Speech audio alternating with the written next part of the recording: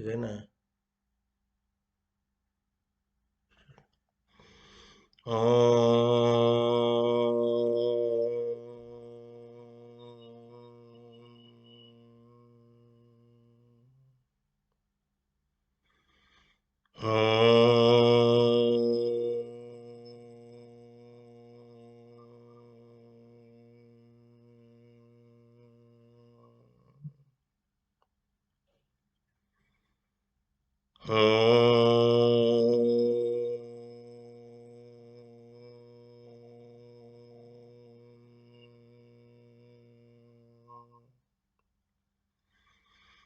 गजाननं भूतगणाधिसेवितं कपित्थजम्बूफलचारुभक्षणम् उमासुतं शोकविनाशकारकं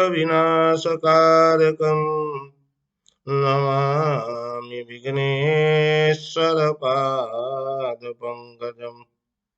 गुरुर्ब्रह्मा गुरुर्विष्णु गुरुर्देवो महेश्वर गुरु साक्षात् परं ब्रह्म तस्मै श्री गुरवे नमः।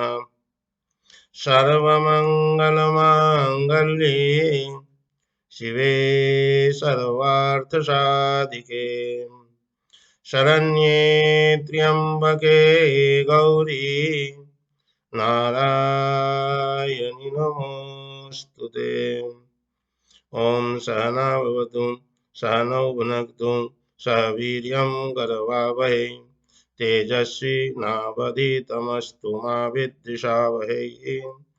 ॐ शान्ति शान्ति शान्ति। स्वामी दिव्य स्वरूपानंद जी महाराज asked me to speak on the 23rd inaugural function of Kriya Yoga seminar. I asked him what to speak. He gave me the subject purpose of life. I think that those who are listening now are mostly related to Kriya Yoga. You all know very well that the purpose of life is God realization or self-realization. In one line, purpose of life is already said. There remains nothing to speak more, but I am asked to speak 30 to 45 minutes. Let me speak in a different way the same thing. In my view, purpose of life is life itself. What is life then? Life means existence. This is called in Sanskrit Sat. Nobody wants to die. Nobody wants to be extinguished. We are living, and this is life. Everybody wants to live. We want to live long. How long? We want to live for an infinite period. That means perennial existence. That which is born or created has to die or perish one day or the other. This is natural law. Can we change this law? If yes, then how? This will be answered now. Not only we want to live, but also we want to live with happiness. Everybody wants this. Nobody wants to live with misery, with pain, infortune, etc., etc. This is called in Sanskrit dukkham. Everybody wants to get rid of misery and pain. There are three types of unhappiness or misery or pain. Ishwara Krishna in his Sankhya Karika writes दुःखत्रय विघाता जिज्ञासा तद अपघात के हेतु दृष्टेशा पार्था चेत नैकांतात्यंततो भावात्. ईश्वर Krishna says everybody is afflicted by three types of afflictions: sufferings caused by the body and mind. This is called in Sanskrit adhyatmika dukkham, and suffering caused by other persons or animals, etc., is called adi bhautika dukkham in Sanskrit. And sufferings caused by the nature is called adi daivika dukkham. So, we are afflicted by these three afflictions. Ishwara Krishna says, therefore, there is curiosity, jignasa. There is curiosity to know or inquisitiveness that how to get rid of these three types of sorrows permanently, not for time being. We want to be free permanently from these three types of afflictions. Therefore,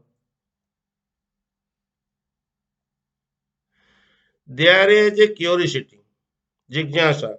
How can we get rid from these three types of afflictions or sorrows permanently? Question arises, can it be annihilated or eradicated by the available means? Answer is yes. But it can be annihilated by available means for a short time only, not forever. It will appear again and again. You are having headache, you take some pills, headache will disappear, but after some days you may have again headache. Do you want this? You want to be free from all these afflictions permanently. Okay? So, it can be annihilated, but not permanently, not forever. It will appear again and again. And the second thing is, there is no guarantee that suffering will be annihilated by the available means. Two words are there, na aikantata, na atyanta. Aikantata means the sufferings will be avoided by the available means. There is uh, there is no guarantee. Sometimes you suffer from some disease. You take medicine, but the medicine does not work, and you have to die by this disease. So there is no guarantee. So these two causes are there. So the jignasa is how to get rid from these dukkham, three types of dukkham, three types of afflictions permanently, matlab forever. That is to get a perennial happiness. To get a happiness always, continuously. This is our desire. This is the purpose of life. Nobody wants to become happy for a short time. We want to be happy permanently and continuously. This is called in Sanskrit, happiness is called in Sanskrit Anandam. So, I told you the purpose of life is existence and the purpose of life is happiness. So, life is happiness, life is Anandam, life is existence, life is Sat, and the third thing is knowledge. Knowledge is life and ignorance is death. You will say how? Knowledge is happiness, ignorance is misery. I will give you an example. If you know that doctor says he examines your blood and says that you are suffering from diabetes, you are a diabetic patient. If you know it, that you are a diabetic patient, so you will not eat sugar, you will avoid it. If you do not know that you are a patient of diabetic patient, then you will eat sugar every day, and the result you will die very soon. You will suffer. Even if you know, if you will not die, you will suffer. Many other diseases they will come. If you know, another example I am giving. If you know that the road which I am going, the road on the road which I am going, there are tigers on the way. Will you go? You will avoid. You will not go by that road. No tigers are there. If you do not know and you go by that road, you know the result. You will invite your death. Thus, knowledge is life and ignorance is death. Clear? So, when I put the question, what is life? So, life is existence, life is happiness, and life is knowledge. Okay?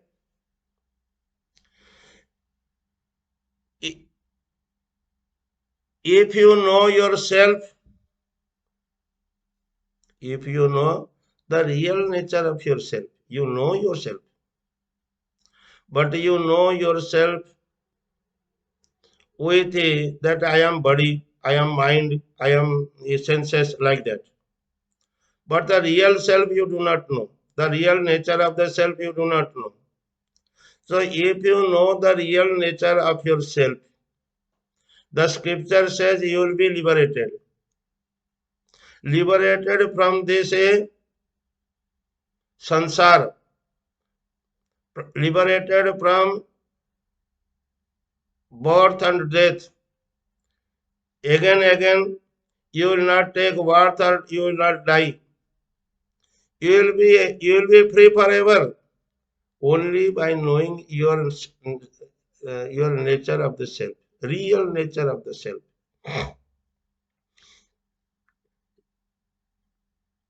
You will be free from the cycle of death and birth. If you do not know yourself, real nature of the self, then you have to suffer. You have to experience the cycle of birth and death. This is this is said by Shankaracharya. Punarapi jananam, punarapi maranam, पुनरपि जननी जठरे शयनम् यह संसारे खलु दुस्तारे कृपया पारे पाहि मुरारे. Shankara says that if you do not know yourself, then again and again you will take birth, and again you have to die. Okay? Thus, knowledge of the true nature of the self is life, and ignorance of the self is death. Knowing the self means knowing the real nature of the self, which is not different from the supreme self. Supreme self means Ishvara, God. In a Vedanta, there are two words, Samashti and Vyashti. Vyashti means the single, individual, and Samashti means universal. So, even though it is one only, the individual is a part of the universal. A tree is a part of a jungle. A tree is not separate from the jungle. The aggregate of the trees is called jungle. So the aggregate of all individuality is called Ishvara or God in Vedanta. Okay? That is called the supreme consciousness, universal self. You can also say collective self. So knowledge means to know yourself as not different from the universal self. That is a spoken in Upanishad as Tattvamasi. Tat Tvam Asi. You are that. You are that means you are not different from that super consciousness. You are one only, not a two. It is only in Advaita Vedanta this philosophy is propagated. But there are other philosophies also in India. They propagate a Dvaita philosophy, duality. They say that you are different and Ishvara or God is different. Okay? Even your Christianity and this Muslim, they also follow the path of love, devotion. They follow duality. Even though Muslims say that we are following we are not following duality, only one God. That does not mean that one God means there is a non-duality. You are different from God. That is a duality. Okay.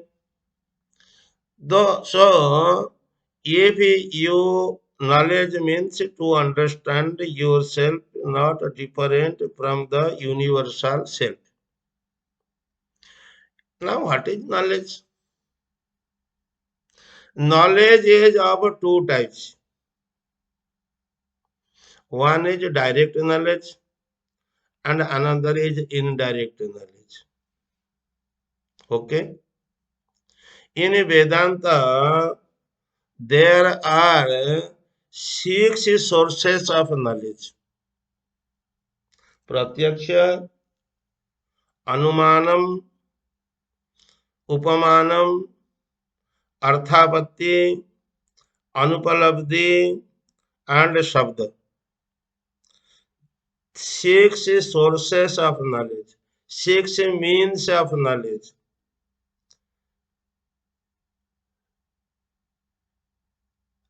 Mainly, we can shortcut these six into three. And there are many philosophers in India. Except Advaita Vedanta philosophy, they mostly accept three sources of knowledge. They say Pratyaksha, Anuman, and a Shabda. Pratyaksha means that which you experience by your senses. You are seeing this flower. So the knowledge of that flower is the knowledge of Pratyaksha, direct knowledge. Knowledge derived from the senses. There are five senses and there are five objects only. In Vedanta philosophy, there are only five objects: Sabda, Sparsha, Rupa, Rasa, and Gandha. And there are five senses also: eye, ear, nose, and your tongue, and sparsha. So, the knowledge derived from the senses is called pratyaksha jnanam, direct knowledge. And if you cannot experience something by your senses, then you can understand by logic also. Logic also gives you knowledge. Logically. Now I am not going into the detail of these things. So from logic also you can know. Third source of knowledge is Shabdam. Shabdam means scriptures. You have not seen Swargam, heaven. Nobody has seen heaven directly. But we know there is heaven. How you knew that there is heaven? Scripture says that there is heaven. So the knowledge of heaven is called Shabda. Shabda means by scriptures. So there are three ways to acquire knowledge. Okay. Thus, life is existence, life is knowledge, and life is bliss. Existence, knowledge, and bliss. This is life. Okay. In Sanskrit, we call it Sat Chit Ananda. The scripture say that our self is of the nature of Sat, Chit, and Ananda, existence, knowledge, and bliss. If we understand and experience this from the scriptures through a preceptor, then our life will exist forever with unconditional happiness and with knowledge, with consciousness. To achieve this is the purpose of life. I am asked to say purpose of life. So this is the purpose of life.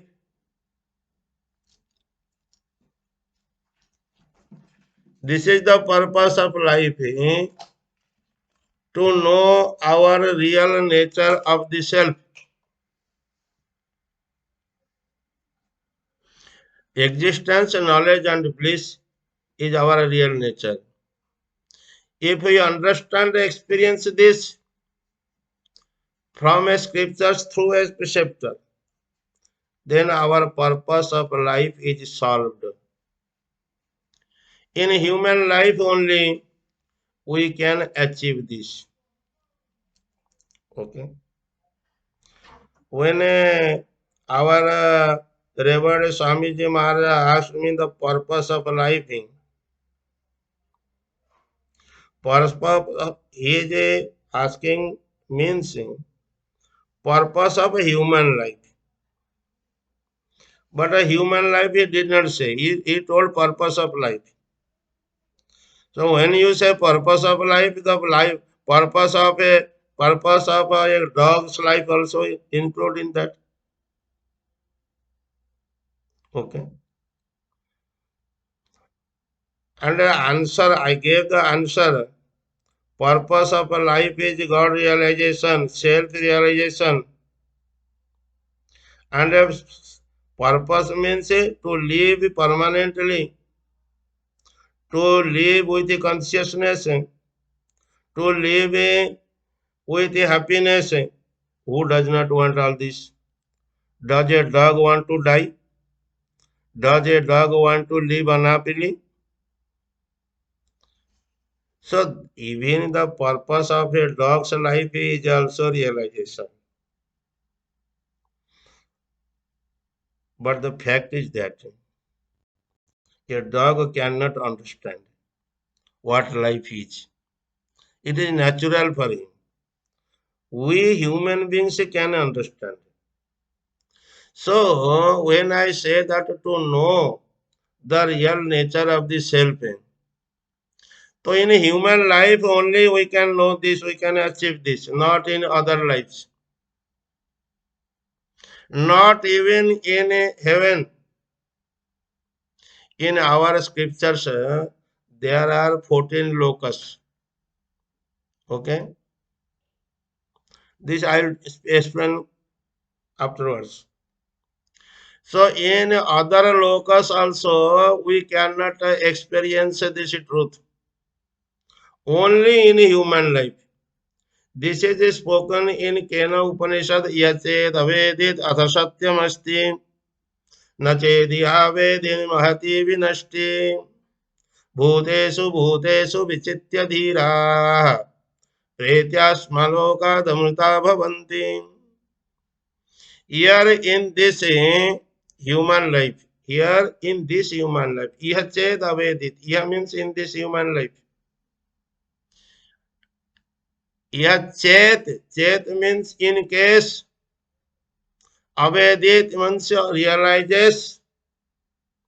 In this human life, in case one realizes the true nature of the self, then the purpose of this human life is fulfilled.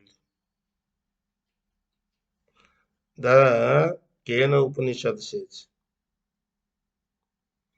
The life purpose of human life is to know himself. He says if you know this, then your purpose of life is fulfilled. In case one does not realize his own self as Brahman, Aham Brahmasmi, then there is great loss. Mahati Vinashti. There is great loss. The purpose of life is not fulfilled. This is loss. The intelligent person, Bhutesu Bhutesu Vichityadhira, the intelligent persons whose intellect is purified by desireless actions and devotion to the Lord, discriminating the one self in all living beings, becomes immortal after going above the body consciousness. Here does not mean death.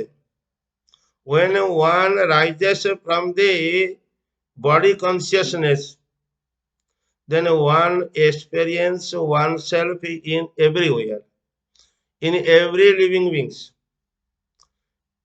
and that is liberation, and that is the purpose of life, and that you have received this human body to realize yourself only. There is life in different spheres of consciousness. This is called in Sanskrit locus. There are sphere of consciousness. You see, there is Swargalok. People say there is Swargalok. There is Patal. Now scientists say we go by rocketing. We have not seen any Swargalok. We have not seen any Indra, Varuna. They are Sukshma lokas, not a sthula. Like Prithvi lok. Prithvi lok is sthula lok. They are subtle locus. That means they are deep in different consciousness. I will give an example. There are many types of rays: alpha rays, gamma rays, X rays, but we cannot perceive them. So we cannot perceive Swargalokam so long we are in this body. When the self, Jivatma, leaves this body, goes with its subtle body, it can experience the Swargaloka, etc. Otherwise, not. Not with these physical eyes, not with any machines. So you have to believe that there are 14 spheres of life, 14 locus. In other locus, the individual only enjoys the fruits of action done in this human body.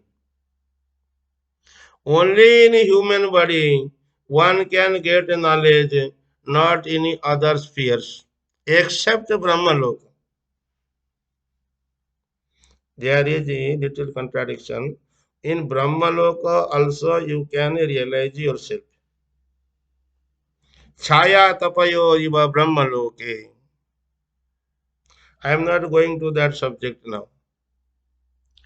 So, Acharya Shankara says, because this in human body only you can realize yourself.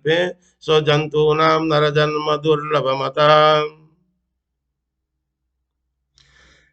Jantunam Narajanma Durlabham. There are 84 lakhs of different bodies.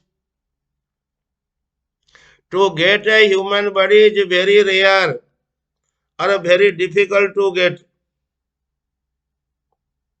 Tulasidas says, आकर 4,84,000 जो निभ्रमत यह जीव विनाशी फिरत सदा माया कर प्रेरा काल कर्म स्वभाव गुण घेरा कवं करि करुणा नर देहि देत ईस बिनु हेतु सने. Tulasidas says there are 84 lakhs of different bodies. 84 lakhs means 8.4 millions of different bodies in this world. The individual soul, after going through these bodies, all bodies, get a human body, and that too by the grace of Lord, grace of God. Therefore, it is very rare. Now you can understand that how rare is this human body. After getting so precious a human body, if one does not try to know his true nature of the self, then you have spoiled your life. You have not achieved the purpose of your life. This is spoiling your life. There is a story. A king visited a forest, and one poor person who was living there in the forest, he offered him some food and water. King was pleased, and he gave him a land where chandan trees were there, chandan sandalwood trees. After some years, he went to see how that man is. He was using those chandan trees to make a coal, charcoal. You should make a charcoal from these chandan trees and sell them in the market. The king went and saw, what is this? He is in the same condition. I gave you a chandan forest to you. Now you could become a millionaire. What is this? He said, sir, previously I was making charcoal. Those trees were very nice. But these trees, chandan trees, does not give good charcoals. He was using chandan trees to make charcoals. So also we are using our this chandan tree, human body, to enjoy the physical enjoyments. Understood?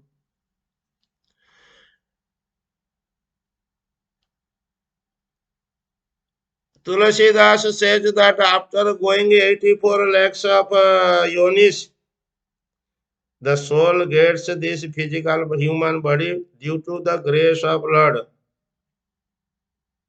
What is the difference between other bodies and human bodies? In scripture, it is told, Ahara nitra vayamaidunam cha samanametad pasubhirinarana dharmo hi tesham adhiko vishesho dharmena hina pasubhi samana. Food, sleep, fear, and sexual pleasure are same with human beings and animals also. Human beings are different from animals by possessing the dharma. Dharma means a duty. Here, duty is to fulfill the purpose of life. To fulfill the purpose of human life, that means to know yourself. This is dharma. Knowledge is dharma. To know yourself. So, with the knowledge, man is different from animals. If one have, if one does not try to get this knowledge, then his life is the life as life of animals. Pasubhi samana.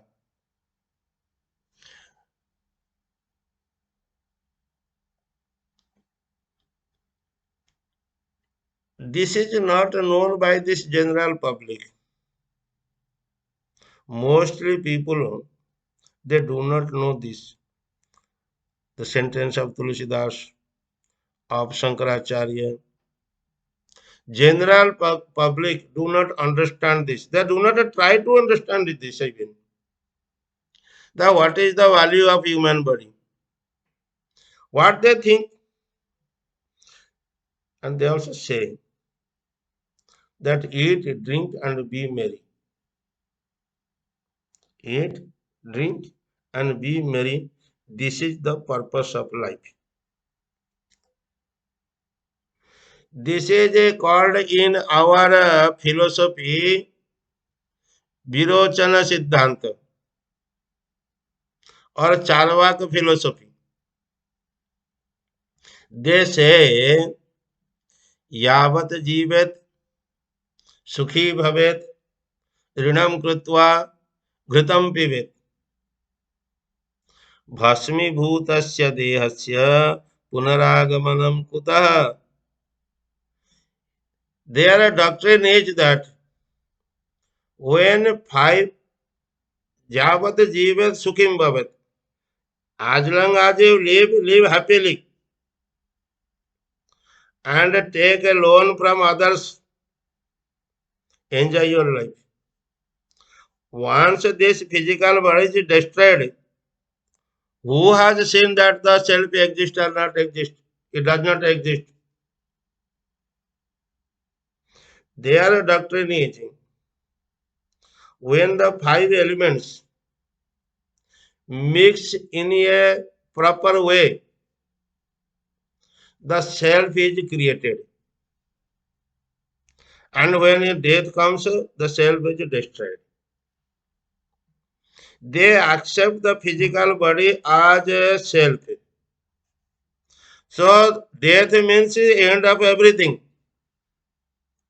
This is their doctrine. After the death of the self, nothing remains.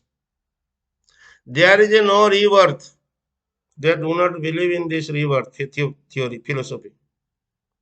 Therefore, so long you live, enjoy your life. They consider the physical body as the self.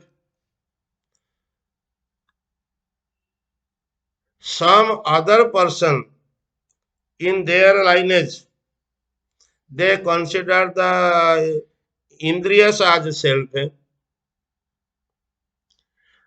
Indriya means the senses as self.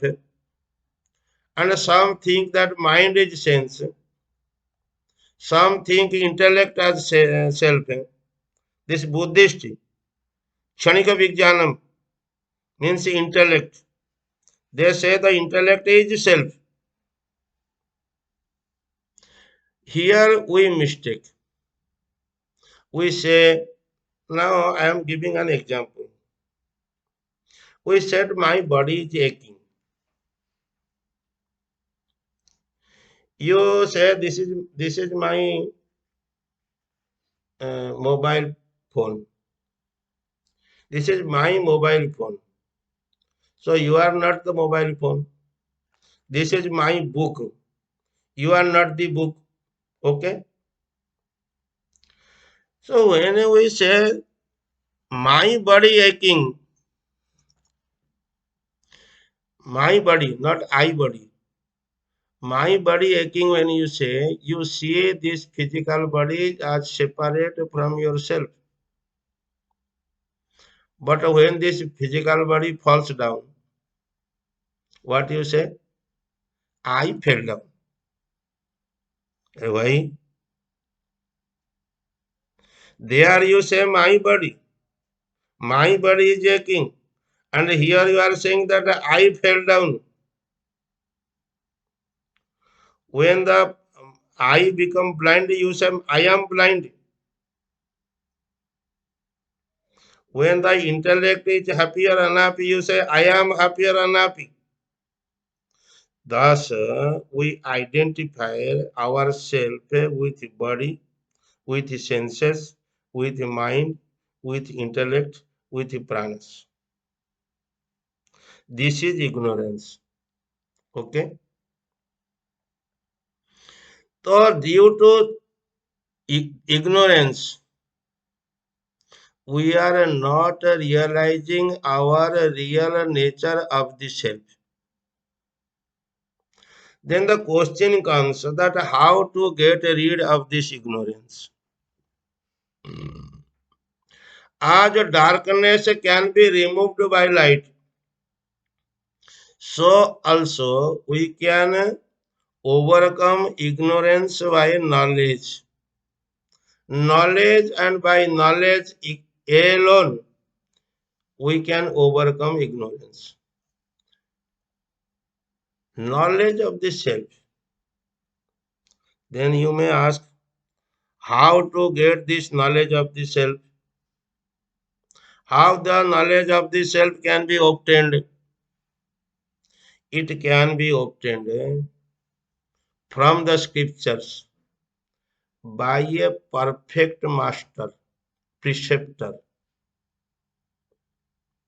In Upanishad it is told, Tad Vijnanartham Sa Gurumeva Abhigachet Samit Pani Shrotriyam Brahmanishtham.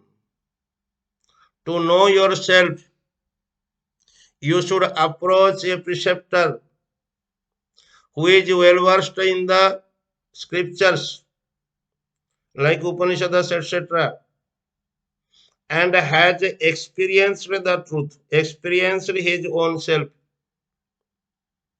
A preceptor is he who has studied from his preceptor, not from books. Bookish knowledge, that is called bookish knowledge. By studying books, you cannot get knowledge. Only by the instruction of a preceptor. I have told you knowledge, source of knowledge. Three sources only. Knowledge through senses, knowledge through logic, and knowledge through shabdam, the word, word of a preceptor. And that also by a scripture, by Upanishads. In Upanishad say, tam to aupanishadam purusham pritchami. Yajnavalkya says, tam to aupanishadam purusham pritchami. I am asking you, the Purusha, the self, which is known only by Upanishads.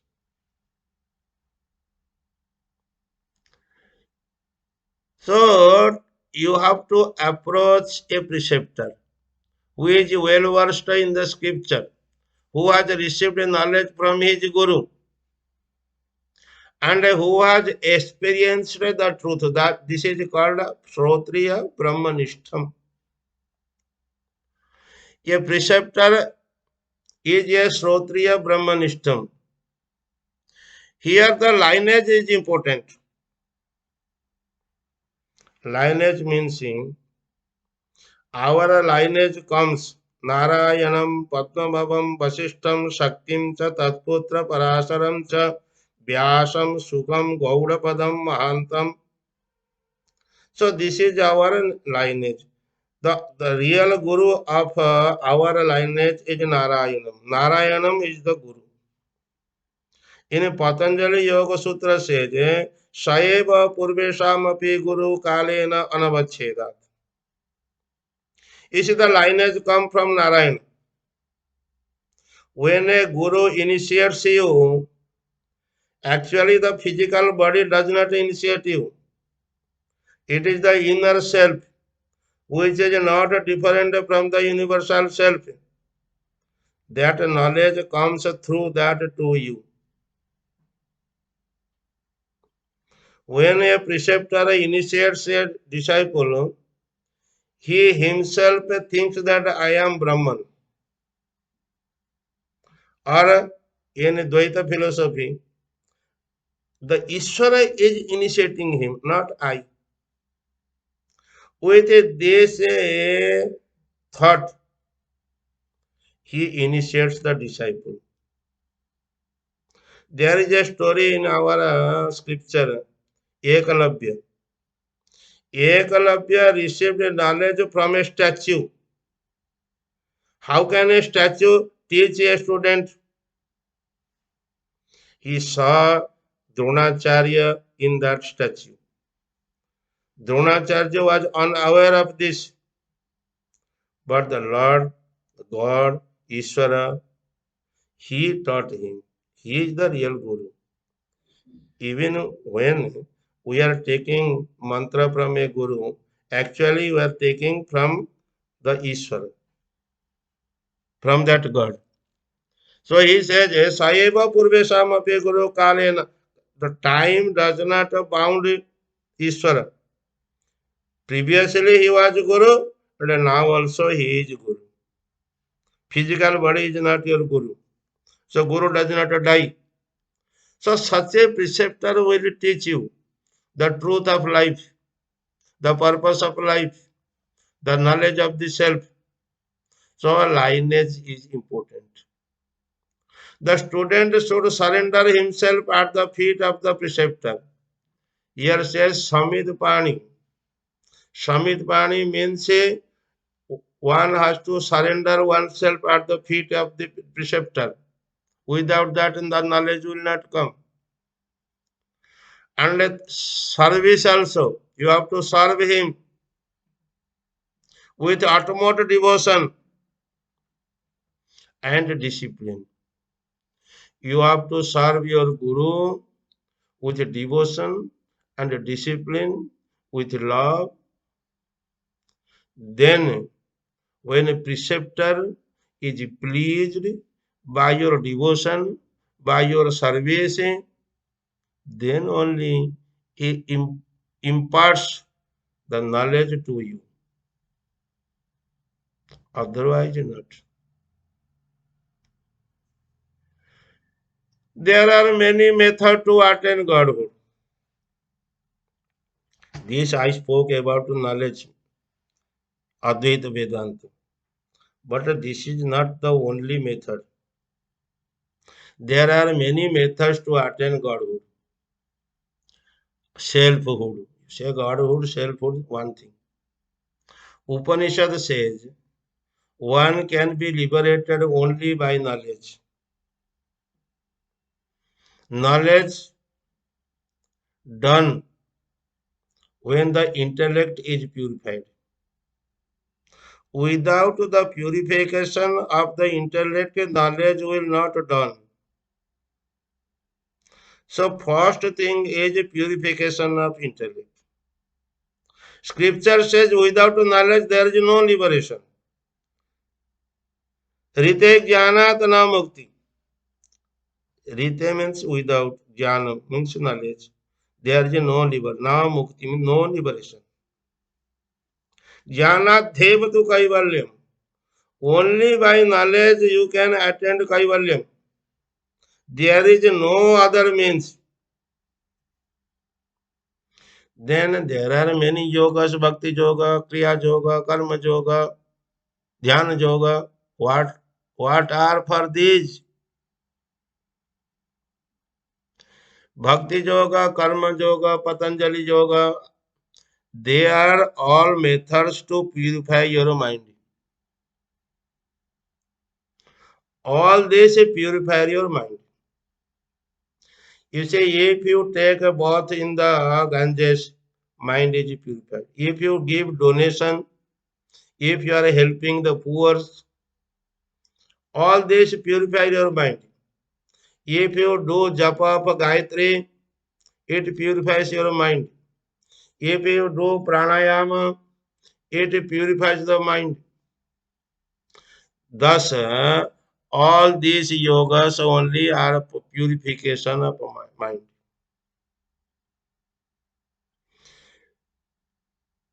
Now, I am staying at this Kriya Yoga ashram.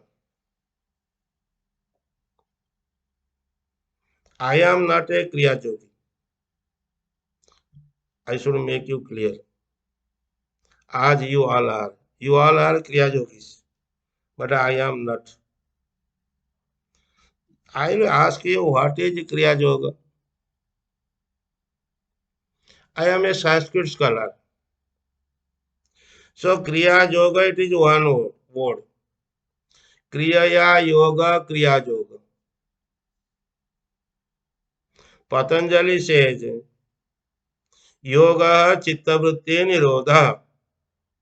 What is yoga? Yoga means to stop the fluctuation of the mind.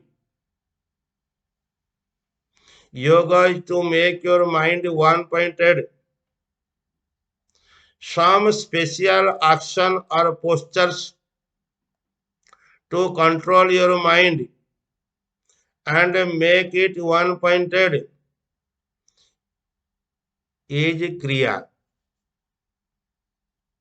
The meaning of Kriya is some methods, some actions, some performances which makes your mind concentrated. And by that concentration to achieve the yoga, here yoga means samadhi. Samadhi means Swarupe Avasthan. So those action by which you attain your self-realization, you may call Kriya Yoga. And when you say yoga, yoga is not a means tool for liberation, But yoga is a means to knowledge, and knowledge is the cause of liberation. This is clarified by Vyasa. On Patanjali Sutra, Vyasa has a written commentary. In the beginning, he says a sloka. He prostrates Patanjali with this sloka. Yogena chittasya padena vacha malam sarirasya chaya vaidyakena yo karo yo yopa karotatam pravaram muninam patanjalim pranjaliranatosmi यह अपाकरोत मलम मलम यह अपाकरोत. He says, I salute with folded hands Muni Patanjali, who eradicated the impurities of the body, speech, and mind.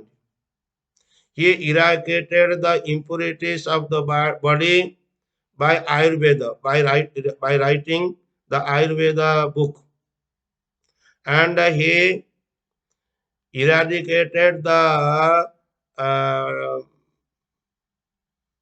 malam, impurities of this words, writing commentary on Vyakaranam, grammar, and mind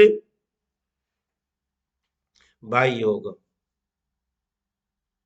It is clearly written, Yogena Chittasya Malam. By yoga, Chittasya Malam Apakarut. So what is yoga? Yoga means to purify your mind. Clearly he writes.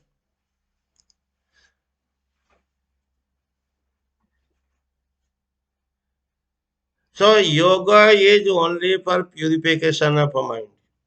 Yoga is not an end but is a means to the end. When a mind is purified, then knowledge dawns in the intellect. Liberation is attained only by knowledge. By devotion to the Lord also mind is purified. Bhakti Yoga. If you do Bhakti Yoga also mind is purified. Lord Krishna says in Gita, Tesham satata yuktanam bhajatam priti purvakam dadami buddhi yogam tam yena mam upayanti te. Those who with utmost devotion worship me continuously, I give them buddhi yoga. Means I give them knowledge. By my grace, knowledge dawns in their intellect, by which they attain me. They attain liberation. Even by karma yoga, the intellect is purified. Without the desire of fruits, if you do action dedicating the fruits to the Lord, then also the mind is purified. Thus, purification of mind can be achieved by many methods. Kriya Yoga is one among them. For emotional person, Bhakti Yoga is best. For energetic persons, Kriya Yoga is the best. Nowadays, mostly people are energetic, active, very, very active, and mostly in foreign countries. They are very busy. In India, people are not very busy. They take too much rest. But in foreign countries, you cannot get a rest. Day and night you have to work. So for them, this Kriya Yoga is very best. Hmm. Kriya Yoga is one of the method to purify your mind. The Kriya Yoga word occurs in Patanjali. Patanjali in his Yoga Sutras, he writes, Tapa Swadhyaya Ishvara Pranidhanani Kriya Yoga. Penance, study of Veda, and devotion to the Supreme Lord. This is Kriya Yoga. Kriya, the word Kriya is derived from the root decreeing karani. Kriya root is of the meaning action. Kriya yoga is a Kriya yoga. Here yoga means samadhi. Samadhi means sarupe avasthanam. To be established in one's true nature of the self. Penance, study of scriptures, and devotion to the Lord are three actions. Tapa, tapa also is a action. Swadhyaya also is a action. And Ishvara Pranidhana also is a action. By these three actions,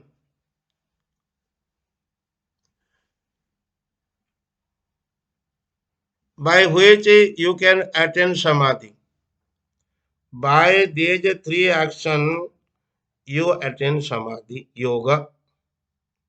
This is Kriya Yoga. By these three Kriya to attain the yoga means samadhi is Kriya Yoga. This Kriya Yoga was taught by Babaji. Babaji Maharaj, Babaji, in Kriya Yoga people, they say Babaji is the founder of this. He taught this to Lahari Baba, and Lahari Baba taught it to many. And one of his disciples was Yukteswar. And this is our lineage. Babaji, from Babaji Lahari Baba Yukteswar, and Yukteswar of Yogananda, and Yogananda our Guru Hariharanandji. And from Hariharananda, now our beloved Swami Prajnanandji Maharaj is now initiating. Okay, this is lineage. So lineage is the main thing in yoga also. In autobiography of a yogi, Swami Yogananda writes that a Kriya Yoga consists of a body discipline, mental control, and meditating on Om. Again, he says, quoting Patanjali, that liberation can be accomplished by pranayama.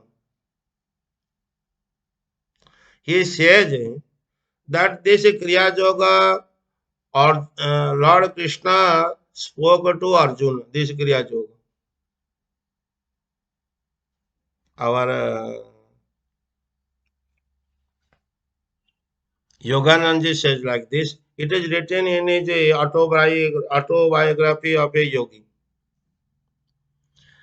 How Krishna says Kriya Yoga to Arjuna? There is no Kriya Yoga word there. But Swamiji says, Apane juhati pranam prane panam tatha pare. Pranapana gati ruddha pranayama parayana. He has translated this sloka there. You can find it. Offering inhaling breath into the outgoing breath, and offering the outgoing breath into the inhaling breath. The yogi neutralizes both these breaths, neutralizes. He thus releases the life force from heart and brings it under his control. He controls the breath. He controls the prana. Prana is life force. This is yoga, Kriya Yoga. He says Krishna has taught this to Arjuna. So it is not a new thing according to him. Swami Yogananda says from his writing it is clear that Kriya or action or technique. He has used two words there. Kriya means action and Kriya means technique. Okay. Time 1 घंटा हो गया अरे मुझे बोलना था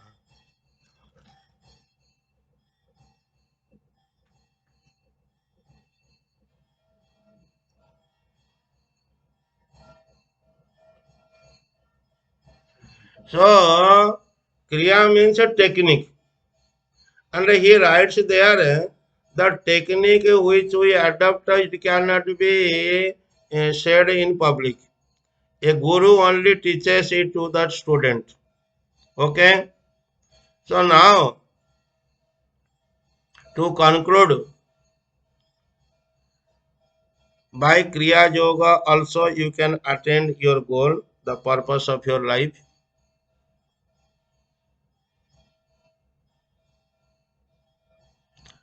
Our beloved Swami Prajnananji is an expert in this Kriya Yoga and you are all his disciples. I think you are all fortunate. May God bless you to fulfill the purpose of life, that is your self realization. May God bless you. Hari Om.